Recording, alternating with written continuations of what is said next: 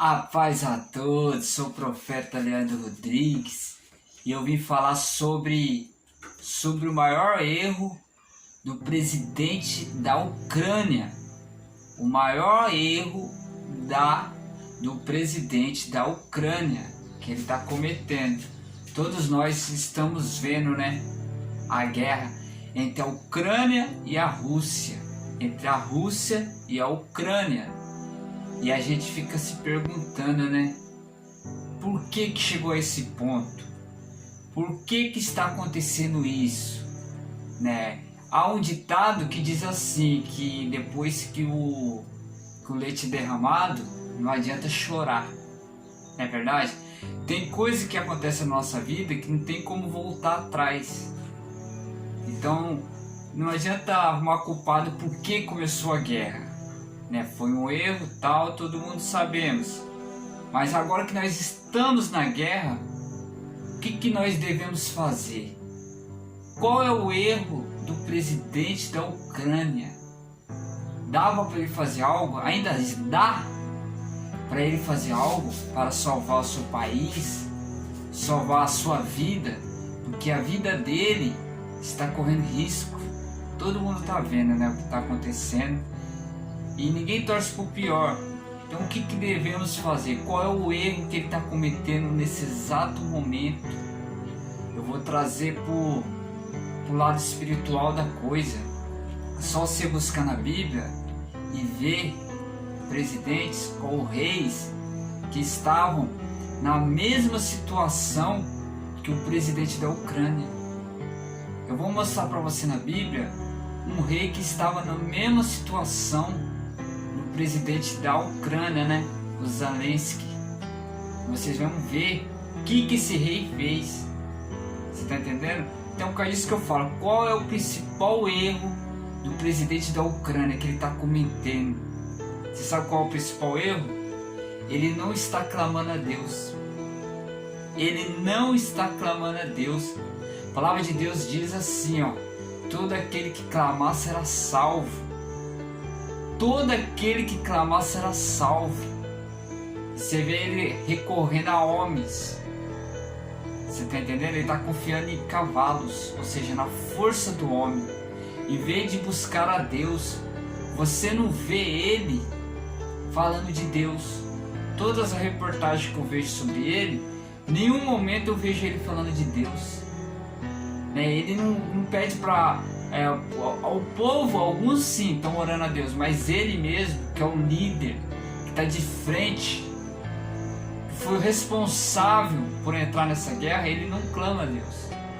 Você não está vendo ele jejuando, buscando a Deus. E eu vou mostrar para você na Bíblia que um rei estava na mesma situação que ele. Porém, esse rei se propôs a buscar a Deus e Deus deu a vitória para ele. Esse rei é Josafá. A palavra está lá em 2 Crônicas, capítulo 20, versículo 12, que diz assim, ó: eis que nosso Deus, acaso não executarás tu o julgamento contra eles? Porque em nós não há força para resistir, e essa grande multidão que vem contra nós, e não sabemos nós o que fazer, porém nossos olhos estão postos em ti. Você vê que Josafá estava cercado, o exército inimigo era muito maior, tipo da Rússia contra a Ucrânia, e Josafá reconheceu que não dava para fazer nada. Mas Josafá se propôs a se humilhar, a buscar a Deus. E ele falou para Deus: e nós não há força, porém nossos olhos estão postos em ti. Josafá falou: nossos olhos estão postos em ti.